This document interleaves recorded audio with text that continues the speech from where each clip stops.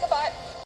Well, I don't mean to sound like a broken record, Sandy, but we seem to have the same two rumors circulating and being repeated and repeated and repeated. And it's quite frustrating for me as a person who's very grounded and has been monitoring things very carefully during this time period. In 2012, Obama passed the Affordable Care Act with zero Republican support. He controlled both houses of Congress. He pushed through a bill that imposed Cadillac medical care on the entire population of the United States. And of course, it wasn't enforceable because many people did not have enough income to have health insurance. Many self-employed people could not get health insurance and were incredibly charged by the government. They were fined for not having health insurance because they couldn't afford it. These are very sad circumstances. Obamacare was the exact opposite of affordable. It dramatically increased the cost of health insurance in the United States. Prescription costs ran amok. There's a recent study out that showed the cost of oral contraceptives, the most popular form of contraceptives in the United States.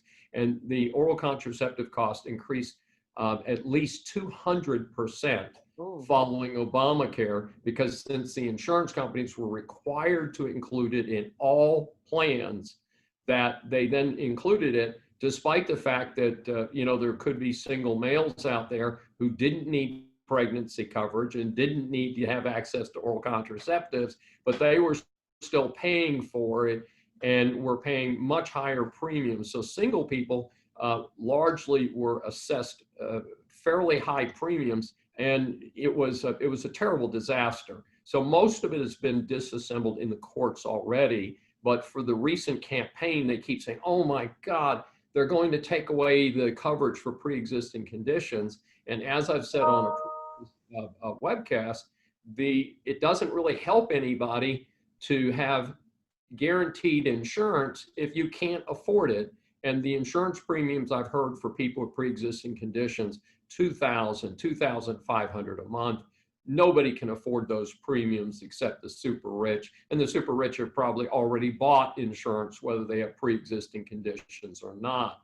And so it's been a horrible farce on the American public. And the parallel to that, of course, is they're now saying there was this wonderful Biden-Obama recovery, and that is, of course, absolutely false as well, in that the absolute facts are that the United States had the worst recovery from a recession ever in the history of the economics of the United States during the 08 to 16 Obama administration. So we don't need to argue the facts. The facts are quite straightforward, but people are being bombarded with this false information. We're talking to Dr. David Schein. This is the podcast, and he is the author of the book called The Decline of America, 100 Years of Leadership Failures.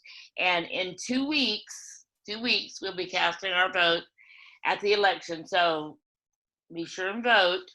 And then if you're still undecided, then here's a book that will help you make a decision on who would be the best president for the United States by looking back at 100 years of presidential people being in president and their terms in office. So David, thank you for writing that book. It's a great help. I've been reading about several of the presidents and how they handle a pandemic or a crisis or a challenge in their time in office. So it's a great book. Get your copy on Amazon today. You can get the ebook and read it today. So it's all available. Thank you, Dr. Schein. I appreciate very much your steady encouragement and reinforcement of what's right and what's wrong in this country, and how to elect the right people. So thank you for that. Thank you for saving America, helping us to know how to save our great country. Thank you very much, and we'll see you next week. Yes, you will. Thank you so much, Sandy.